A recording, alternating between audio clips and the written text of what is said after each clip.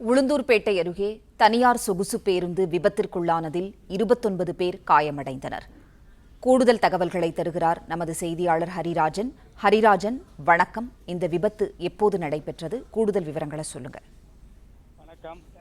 நாகர்கோவிலில் இருந்து சென்னைக்கு தனியார் சொகுசு பேருந்து ஒன்று சென்று கொண்டிருந்தது. இன்று அதிகாலை கள்ளக்குறிச்சி மாவட்டம் உளுந்தூர்பேட்டை அருகே உள்ள ஆசனூர் பகுதியில் அந்த பேருந்தானது வந்து கொண்டிருந்தது.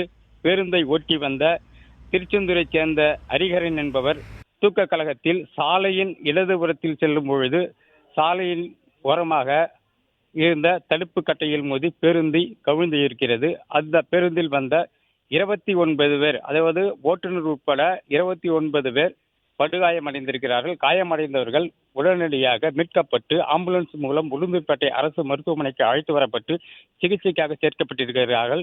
காயமடைந்தவர்களுக்கு உளுந்தூர்பேட்டை அரசு மருத்துவமனையில் சிகிச்சை பெற்று வருகிறது. இந்த சம்பவம் தொடர்பாக எடைக்கல் போலீசார் விசாரணை நடத்தி வருகின்றனர்.